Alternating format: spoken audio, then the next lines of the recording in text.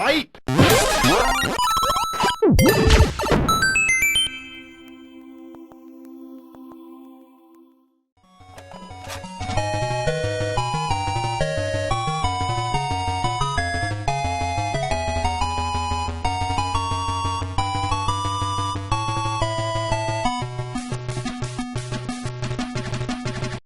Knightmare for the MSX is a vertical shooter released by Konami in 1986. It's fair to say that it's probably Konami's most iconic game on the platform. The game was an unusual departure by Konami from one-screen platformers or space shooters or even sport titles. You see, for those who, unlike me, weren't there at the time, May 85 saw the release of a rather successful game called Commando. The game was hugely popular and prompted a growing fashion for a number of Commando clones and ground-based vertical shooters like Ikari Warriors or even Konami's own Jackal in later years. The MSX didn't escape this fad and saw its own port of Commando by Capcom in 1987.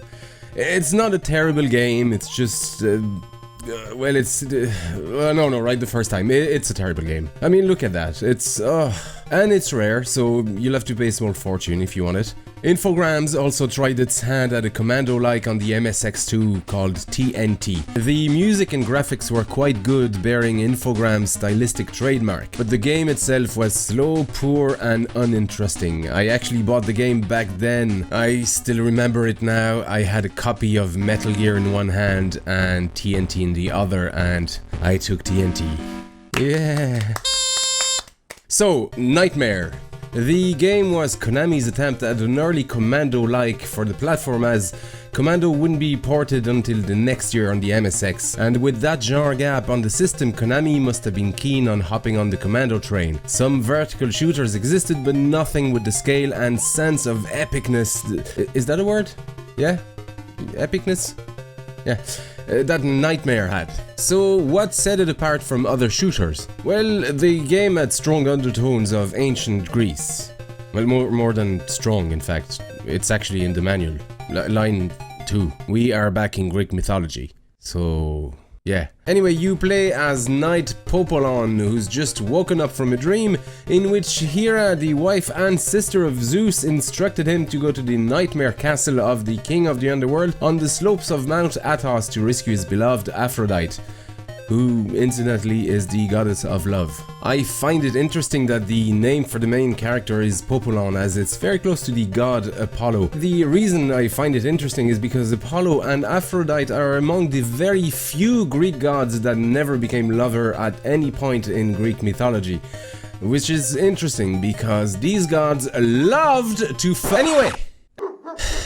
Anyway, the game is a vertical shooter, and while it may not look like much nowadays, it was at the time an amazing feat of programming. You see, the MSX1 didn't have any hardware support for scrolling, so any scrolling had to be somehow cheated. Luckily, most 8 and 16-bit era background graphics weren't drawn using bitmaps, but tile maps. The idea was to divide all your graphics into different tiles of various sizes, typically 8 by 8 or 16 by 16 pixels. By doing that, you could dynamically create an entire map, and by simply repositioning the sprite or tiles by 8 or 16 pixels every chosen frame, you could create the illusion of a scrolling. A choppy scrolling, but a scrolling nonetheless. In fact, by doing things this way, a clever programmer could save a lot of processing power by choosing which tiles were going to scroll and which tiles were going to stay fixed.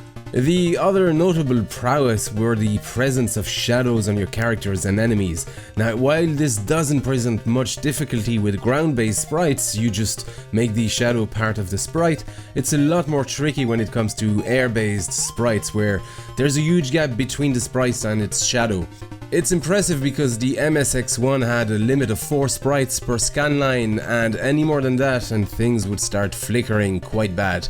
NES users will know what I mean. But these shadows didn't seem to add any extra pressure on this limit, so I'm not sure exactly how they did it, but I remember it just blew my mind when I got the game back then, because I digress. I feel I'm digressing. Am I digressing? Yeah, I feel I'm digressing a lot here.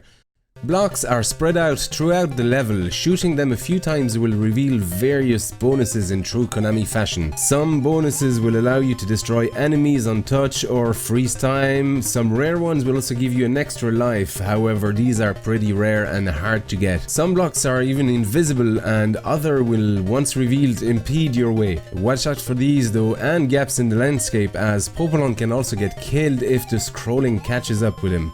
Interestingly though, your enemies can walk right through them. Yeah, that's Greek mythology for you. Every now and then, so-called crystals will fall from Olympia to help you on your quests. The power crystals can provide invisibility or the ability to destroy your enemies untouched. Does that remind you of something? They can also provide you with much needed charged shield against enemy bullets. The shield will disappear after a few hits though, so be careful not to overuse it. The weapon crystals will allow you to change and upgrade your weapon. You start with 1 arrow shots, which can be upgraded to 2 arrows. You can also upgrade to a boomerang or a 3-direction ball. There's also knives or flame arrows that will pierce through enemies. Now, it is argued that each weapon serves a specific purpose in the game, but in practice I find that it's more a case of personal style. The knives are fast but on the weak side. They will however dispatch small enemies quickly, reducing the amount of on-screen threat. The flame arrows can plow through an entire line of enemies in one shot. The 3-directional fireballs are, well, useless in my opinion, or well, maybe I never figured out how to use them, but I died a lot with these. My personal favorite though are the boomerangs. They have the added bonus of being able to hit on their way back for double damage. It brings the game an element of elegance, class and finesse that is strongly lacking. Also, you'll die a lot with the boomerangs. In fact, you'll die a lot in this game, period. This is a Konami shooter, and in true Konami fashion, this is a one-hit death game. No energy bar, no second chance. You can get a shield, but it's only for enemy bullets. Enemies will kill you if they touch you. It's even mentioned on the box, for experts only. This is a game adventure of super high level difficulty. So you've been warned. Although I must say I don't find it nearly as hard as the Gradius series. If you die, you will lose all your power-ups, but you can actually continue with a fighting chance of beating the game and rebuild all your power-up. The graphics were simple but effective, and I loved these columns and the shadow effect on them. Every level has a different color scheme associated with it, and if it's nothing spectacular, it kind of works for me, although it can seem a bit repetitive if we play it with modern expectations. But that's one thing we should never do when playing retro games, right?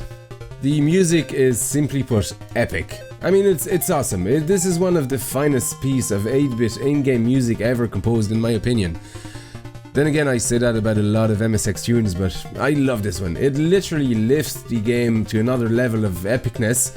We decided that was a word. And I honestly think the game owes a lot of its appeal to the music alone. Not to say that this is not a good game to start with. You can't turn a game around by forcing epic music on it. But this is just all shades of awesome. Just listen to this.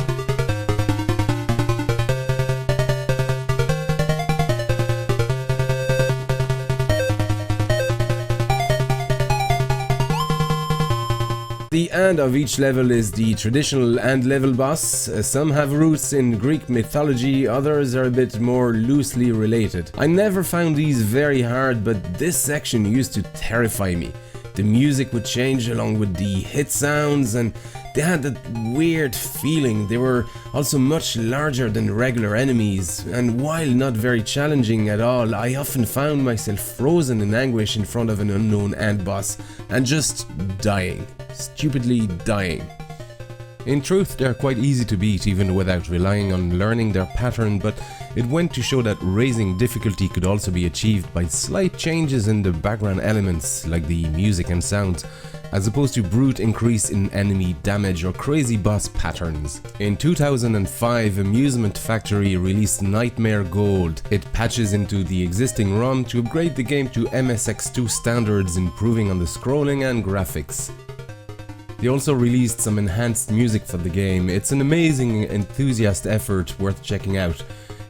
It doesn't add much in terms of gameplay experience though, and I still prefer the original version, but that's a matter of taste, and it's a great project overall. In 2013, a complete remake for PC was started, although I'm not sure where it's at now. It looks promising, although I'm not sure I like the art direction. It's straying too far from the Greek mythology for my taste. But that's again a case of personal preference. It's something I'll definitely check out when or if it comes out. There was also a DOS remake, and while the scrolling was a lot better, it just looks... well, yeah, this goes to show that higher technical specs are... And there's no music either, it's a... shut up! Yeah, sorry about that. Anyway, don't bother. Knightmare also had 2 official Konami sequels, namely Maze of Gallius and Shalom. They are, however, very different games and deserves entire episodes, so I won't talk anymore about them. Yet. I remember playing this game around the time it came out and being just blown away by it. The music, the gameplay, the ideas explored, and the fact that it was heavily ingrained with Greek mythology, which I happened to be reading a lot of at the time. Everything was so well balanced that even though the game was quite hard to beat, it was still compelling and kept drawing me back in after each game over. So go check out Knightmare.